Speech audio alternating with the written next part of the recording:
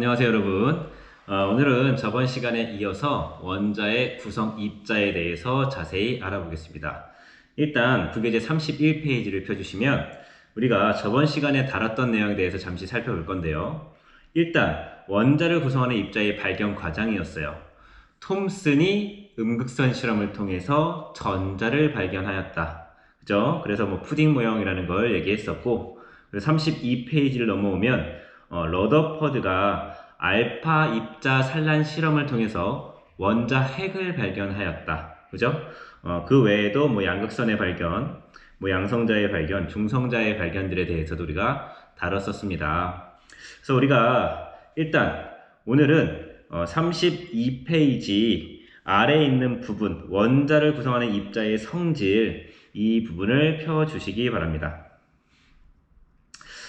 이게 상당히 좀 중요한 내용이고요. 오늘 하는 내용들은 시험에도 많이 출제되는 내용이니까 꼭 기억을 해주시면 감사하겠습니다.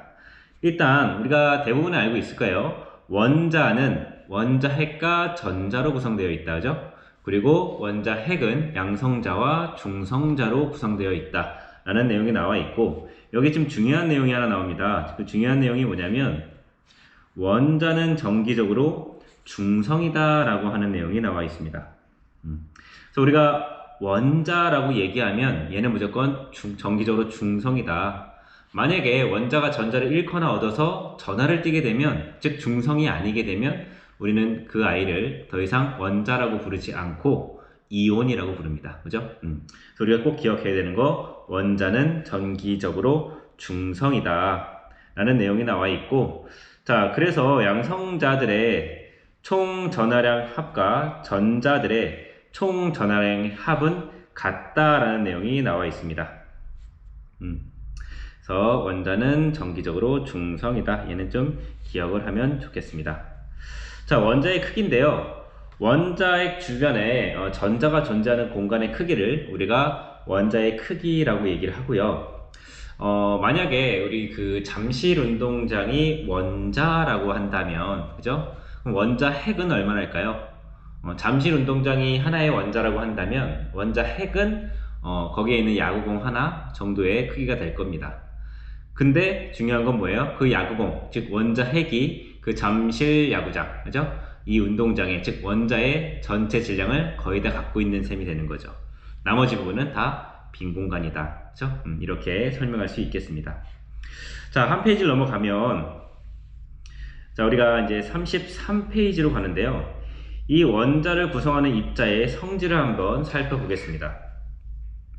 자, 일단 원자를 우리가 원자핵과 전자로 나누고요. 또 원자핵과 양성자하고 중성자로 나누는데, 원자를 구성하는 세 가지 입자를 우리가 양성자, 중성자, 전자라고 놓고 나서 이 세 가지의 특성을 살펴보겠습니다. 여기 보니까 양성자 하나의 전하량이 1.6 곱하기 10의 마이너스 19승 쿨롱, 단위는 대문자 C인 쿨롱이 되겠고요. 전하량의 단위입니다. 그리고 전자는 마이너스 1.6 곱하기 10의 마이너스 19승 쿨롱. 중성자는 전하를 띠고 있지 않으니까 0. 우리가 이 전하량 절대값 수치를 알 필요는 없고요. 우리는 어떤 걸 알아야 되냐면 상대적 전하가 양성자하고 전자가 크기는 같고 부호만 다르다라는 것을 우리가 알고 있어야 되겠습니다. 그리고 양성자 하나의 질량이 1.673 곱하기 10의 마이너스 24승 그램, 중성자도 거의 비슷하고요. 전자는 9.109 곱하기 10의 마이너스 28승 그램이다 라고 나와 있는데, 우리 절대값 질량을 우리가 알 필요는 없고요. 우리는 이 양성자, 중성자, 전자의 상대적 질량만 좀 보고 있겠습니다. 그러면 상대적 질량이 양성자하고 중성자는 거의 1대1로 같지만 전자는 1837분의 1. 이 말은 뭐예요? 전자의 질량은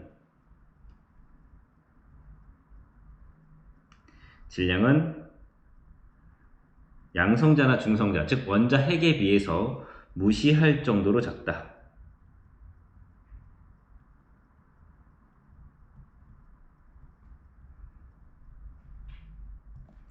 작다라는 걸 알 수 있습니다. 또한 우리가 이 상대적 전화로부터는 양성자와 전자는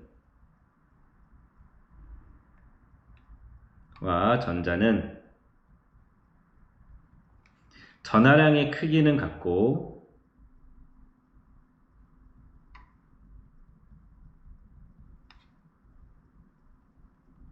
부호는 반대이다 라는 사실을 우리가 알 수 있습니다.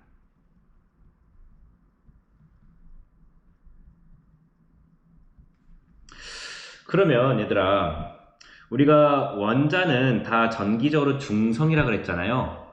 근데 이 원자 내에서 전하를 띠고 있는 녀석은 양성자하고 전자예요. 양성자는 플러스 전하를 띠고 있고 전자는 마이너스 전하를 띠고 있습니다. 근데 얘네들이 전하량은 같고 부호만 반대야.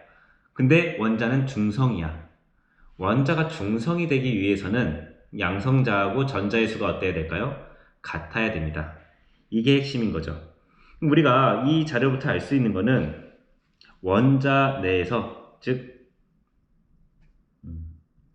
중성인 원자에서 양성자 수와 전자 수는 어떻다? 같다라는 겁니다.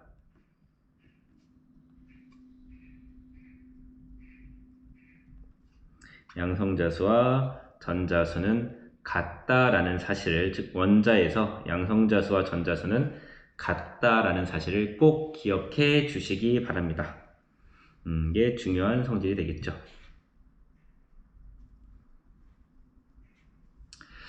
자, 해서 우리가 이 원자를 구성하는 입자의 성질에 대해서 알아봤어요. 그럼 중요한 것만 다시 한번 찍어볼까요? 중요한 건 뭐예요? 원자는 정기적으로 중성이다. 따라서 원자 안에 들어있는 양성자와 전자의 개수는 항상 같다. 원자의 질량의 대부분을 차지하는 건 양성자와 중성자, 즉 원자 핵이다. 따라서 전자는 원자의 질량을 따질 때 우리가 무시한다. 즉 원자의 질량은 거의 원자 핵의 질량이다 라고 하는 것을 이 세 가지를 꼭 기억해 주시기 바랍니다. 자, 내려와서 이제 원자의 표시를 보겠습니다. 이 원자의 표시법인데요. 여기 있는 내용도 진짜 중요합니다. 원자의 표시법도 정말 중요한 내용들이 나와 있고요. 그래서 이 3번 이 원자의 표시도 꼭 기억해 줘야 된다. 첫 번째, 원자 번호의 의미입니다. 자, 원자 번호는 어떤 숫자죠? 원자핵 속에 들어있는 이 양성자 수다. 그래서 원자 번호가 다르면 양성자 수가 다르고 양성자 수와 전자 수는 같죠. 즉 원자 번호가 다르면 양성자 수가 다르고 화학 반응을 결정하는 전자의 수가 다르기 때문에 다른 원소가 되는 겁니다. 따라서 원자 번호란 양성자 수이고 원자에서 전자의 수와 같다. 왜? 원자라면 양성자 수와 전자의 수가 같으니까. 이온이라면 달라질 수 있겠죠. 그죠? 그래서 얘도 중요한 거. 그죠? 자, 그 다음 질량수라는 게 나오는데요. 질량수라는 건 원자의 질량을 우리가 상대적으로 표현하는 수예요. 근데 이 원자의 질량을 다 결정하는 게 누구야? 양성자하고 중성자죠. 전자는 원자의 질량을 따질 때 무시할 정도로 작기 때문에 우리가 질량수라고 하는 거는 양성자수와 중성자수의 합입니다. 따라서 그 밑에 질량수란 양성자수와 중성자수의 합이다. 이 질량수라는 개념도 우리가 알고 있어야 됩니다.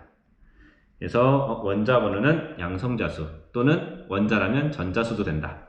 그리고 질량수는 양성자수와 중성자수의 합이다 라는 것을 꼭 기억해 주세요. 이 질량수하고 원자량은 살짝 그 느낌이 달라요. 그래서 질량수라는 건 아까 얘기한 대로 원자핵 속의 양성자수 더하기 중성자수가 되고요. 원자량이라고 하는 건 탄소의 질량을 기준으로 나머지 아이들을 상대적으로 결정해 놓은 것. 그죠? 탄소를 얼마로 정하고 12로 정하고. 그래서 이 질량수가 거의 원자량하고 비슷하게 올라가는데 이 원자 번호가 커지면 질량수와 원자량 차이가 조금씩 벌어지기 시작합니다. 이 둘이 비슷한 의미를 갖고 있긴 하지만 동일한 개념은 아니라는 걸 설명하는 겁니다. 자, 내려와서 그럼 원자를 어떻게 표시하나요? 원자의 표시법입니다. 여긴 다 중요해요. 그래서 한번 보면 일단 우리가 이 원소 기호를 x라는 원소 기호가 있다고 가정하고 x라는 원소 기호를 쓰고 나서 뇌기퉁이 왼쪽 위, 왼쪽 아래, 오른쪽 위, 오른쪽 아래 이 첨자로 네 곳에 표시를 하는데 이 네 곳의 의미입니다. 일단 G는 원자 번호를 표시하고요. 왼쪽 아래가 되겠죠. 왼쪽 위는 질량수를 표시한다는 것을 꼭 기억해 주세요. 그럼 예를 들어서 한번 표시를 한번 해볼게요. 이쪽에 한번 써볼까요?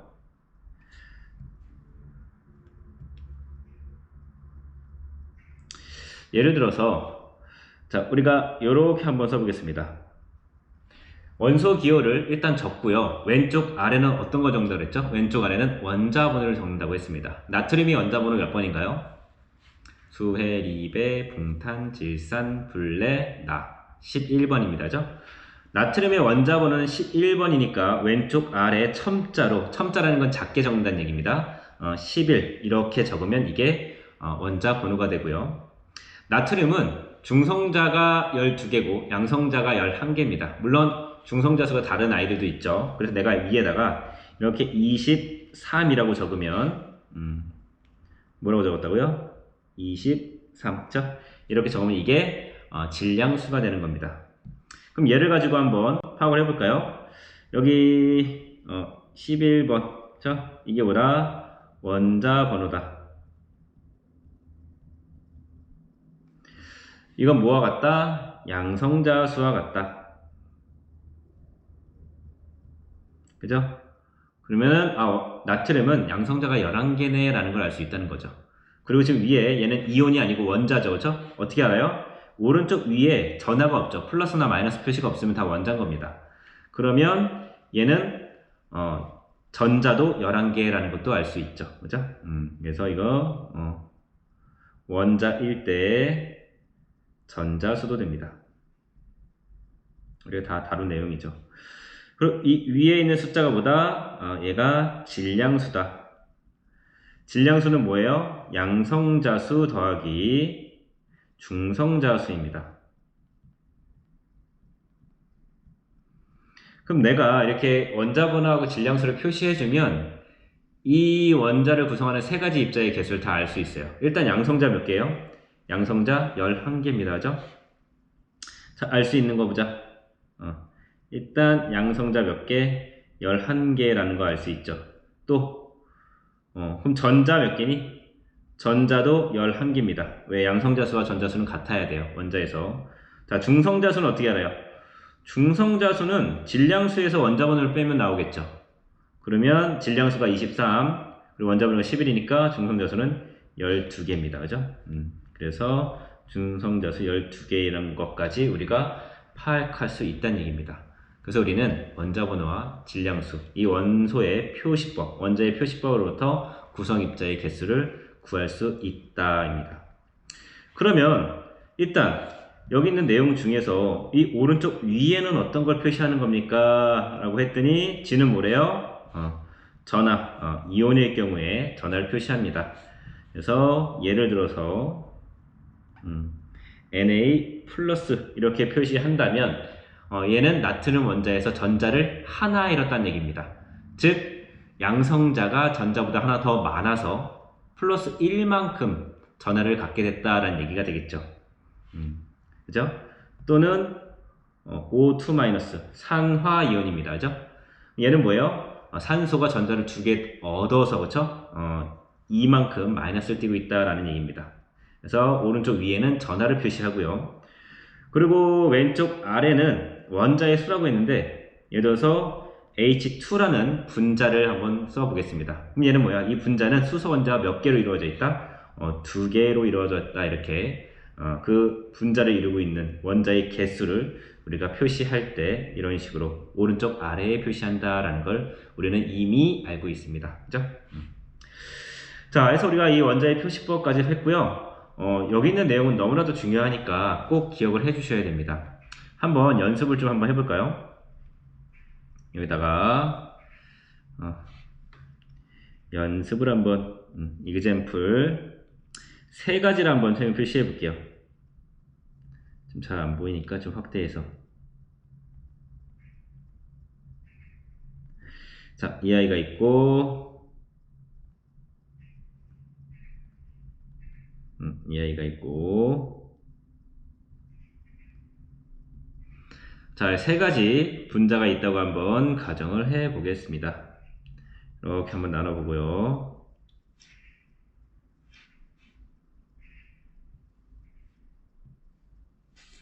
자, 뭘 따져볼 거냐면, 일단, 양성자수, 그리고 중성자수, 나머지 하나 뭐예요? 전자수. 이 세 가지를 한번 파악해 보겠습니다.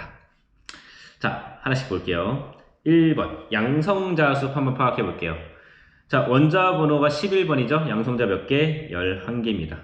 자, 중성자수는 어떻게 알아요? 중성자수는 질량수에서 양성자수를 빼는 겁니다. 그죠? 그래서 12개가 되겠죠. 전자수는 원자라면 11개겠지만 지금 얘가 뭐예요? 플러스 1가 이온입니다. 그죠? 플러스 1이라는 건 전자를 하나 잃었다는 얘기죠. 양성자가 하나 더 많다는 얘기입니다. 그래서 전자의 개수는 열이 되겠죠.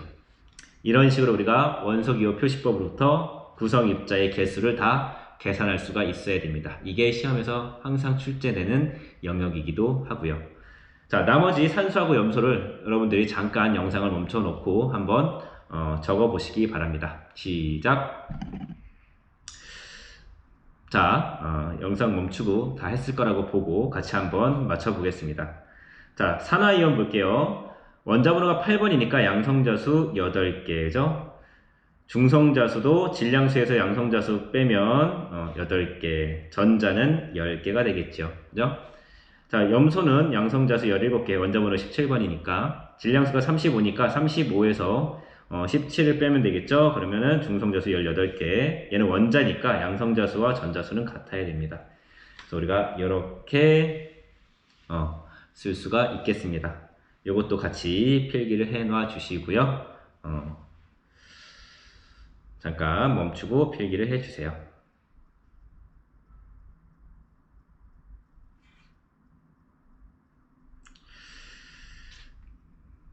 자, 필기를 다 했을 거라고 생각을 하고, 자, 내려가겠습니다. 내려와서, 자, 이제 동위원소라고 하는 게 나옵니다. 동위원소. 자, 요즘에는 아까 그 위에서 다뤘던 구성입자의 개수 따지는 게 원래는 예전에 항상 출제되는 영역이었다고 한다면, 이 교육과정이 바뀌고 나서 요즘에는 동위원소가 더 많이 출제되는 추세이긴 해요. 그래서 동위원소의 어떤 그 개수비 따지는 거, 확률 따지는 거 이런 것들이 출제가 많이 되고 있습니다. 그럼 일단 동위원소라는 게 뭔지 한번 같이 보고 우리가 다뤄보겠습니다. 자연계에는 양성자수는 같지만 중성자수가 다른 원소들이 좀 존재해요. 양성자수가 같다는 얘기는 화학적 성질을 결정하는 전자의 개수가 같기 때문에 화학적 성질은 같지만 중성자수가 달라지면 원자 핵의, 즉 원자의 무게가 달라지죠. 질량이 달라지니까 어떤 물리적 성질들, 즉 원자량이라든가 밀도라든가 이런 물리적 성질들이 달라지는 그런 원소들을 우리가 동위원소라고 합니다. 동위원소의 정확한 의미는 뭐예요? 양성자수는 같지만 중성자수가 달라 질량수가 서로 다른 원소를 동위원소라고 한다 라고 하는 것도 기억해 주세요. 이 페이지는 별이 많이 나옵니다. 그죠? 그래서 우리가 예를 들어서 밑에를 보는데 지금 밑에 빈칸이 다 채워져 있어요. 지금 보면 여기에 일단 수소부터 볼게요. 우리가 이 아이를 수소라고 하죠. 이 아이를 우리가 중수소라고 합니다. 중수소.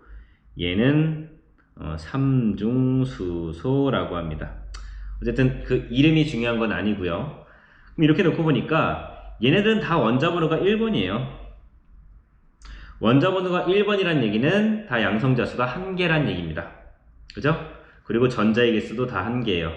전자의 개수가 다 같으니까 화학적 성질이 어떨까? 똑같은 화학 반응 하겠죠. 화학적 성질을 결정하는 건 전자의 개수니까. 그죠? 전자가 화학 반응에 참여하잖아요. 자, 근데 중성자수가 얘는 0개, 1개, 2개예요. 그러다 보니까 질량수가 1개, 2개, 3배예요. 즉 중수소는 삼중수소에 비해서 약 2배 무겁고요. 이 삼중수소는 수소에 비해서 약 3배 정도가 무겁습니다. 얘네들은 전자의 개수가 같으니까 똑같은 화학 반응을 하고 똑같은 화학 성질을 나타내는데 다만 얘네들이 무게가 달라요. 한 배, 두 배, 세 배가 되죠. 밀도도 다르겠죠. 그래서 화학적 성질은 같지만 물리적 성질이 다른 아이들이 동위 원소고요. 여기 탄소로 보니까 탄소는 원자번호 몇 번인가요? 6번이죠. 자, 둘 다 양성자수는 6개예요. 전자수도 6개죠. 하지만 질량수가 12, 13이라는 얘기는 중성자수가 얘는 6개, 얘는 7개라는 얘기죠.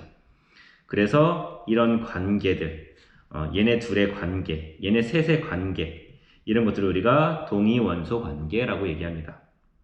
그러니까 질량수 12 탄소랑 질량수가 13인 탄소는 둘이 동위원소인 거예요. 자연계에 일정 비율로 비슷하게 존재를 합니다. 자, 여기 염소를 봤더니 질량수가 35짜리가 있고 37짜리가 있어요.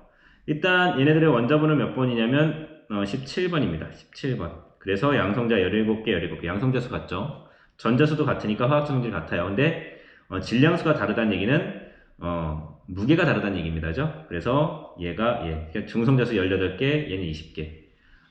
양성자수는 같지만 중성자수가 달라서 질량수가 서로 다른 원소 관계를 동위원소라고 한다라는 것을 꼭 기억해 주시기 바랍니다. 자, 그래서 한 페이지 좀 넘어가 보겠습니다. 자, 한 페이지 넘어가 주시면, 자, 그러면 얘네들의 특질이 나오죠. 뭐는 같대요? 얘는 원자과 전자, 즉 전자수가 같기 때문에 화학적 성질은 같지만 질량이 달라 물리적 성질이 다른 관계다. 아까 정의를 봤고, 정의란 양성자수는 같지만 중성자수가 달라 질량수가 다른 원소들을 우리가 동위원소라고 하고, 얘네들은 화학적 성질은 같지만 물리적 성질은 다르다라고 하는 것도 기억해 주시기 바랍니다. 자, 이렇게 동위원소가 존재함으로 인해서 어떤 게 좀 달라지냐면요. 일단 쌤 여기 지금 이게 쌤 태블릿 바탕화면인데 여기에서 뭘 보냐면 탄소를 한번 봐주시기 바랍니다. 이 탄소를 보면 원자량이 얼마라고 나오냐면 12.011이라고 나오고요. 수소를 보면 수소의 원자량은 1.008이라고 나옵니다. 이상하죠? 산소는 15.999예요. 근데 우리가 이상한 게 분명히 탄소의 원자량은 우리가 12라고 정했잖아요. 10이라고 정하고, 그죠? 나머지 아이들 상대적으로 정한 건데 왜 탄소의 원자량이 12.011 이렇게 나오는 걸까요? 왜 그러냐면 우리가 원자량의 정의에서 보면 원자량은 뭐라고 정했죠? 질량수가 12인 원소를, 즉 질량수가 12인 질량수가 12인 탄소 원자를 원자량 12.00으로 정했습니다. 근데 얘들아, 자연계에는 질량수가 12짜리 탄소만 존재하는 게 아니고요. 13짜리 탄소도 미량 존재합니다. 13짜리 탄소의 원자량이 13.00이라고 한다면 얘네들이 자연계에는 골고루 섞여 있어요. 그래서 내가 탄소를 딱 캐면 그 중에 일정 부분은 13짜리 탄소가 존재합니다. 그러면 이 13짜리 탄소가 존재하기 때문에 얘에 의해서 원자량이 살짝 높아져요. 그럼 우리가 이 아까 나왔던 이 주기율표에 있는 이 값은 바로 평균 원자량이라는 겁니다. 즉 자연계에 존재하는 동위원소의 원자량까지 평균을 낸 평균 원자량을 표시한 것들이 주기율표에 나오고 있는 거죠. 그래서 그럼 이 평균 원자량을 어떻게 구하는지 한번 같이 볼게요. 자, 평균 원자량은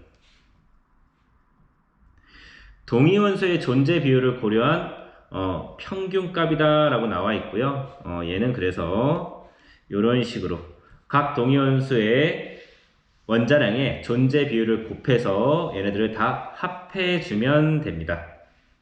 그래서 여기 탄소의 평균 원자량이 나와 있는데요. 지금 보면은 12짜리 질량수 12짜리 탄소가 98%, 그리고 13짜리 탄소가 1.07% 존재합니다. 자연계에.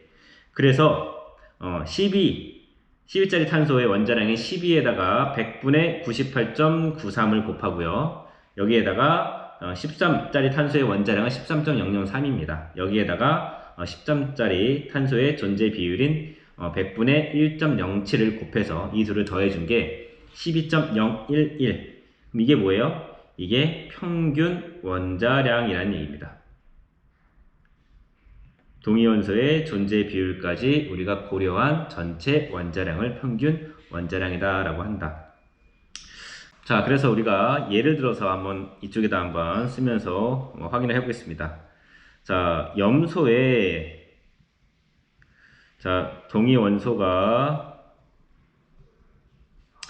다음과 같이 존재할 때 같이 써주세요. 같이 존재할 때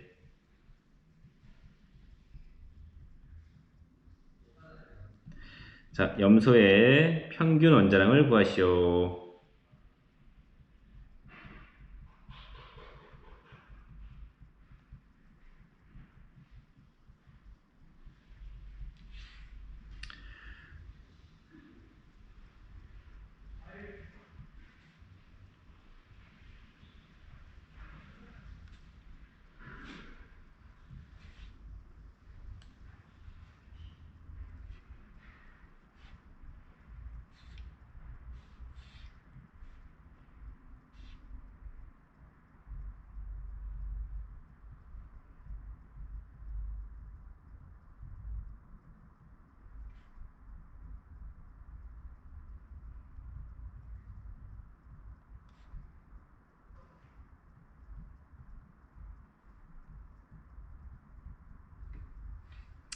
자, 이렇게 문제를 좀 써주시고요.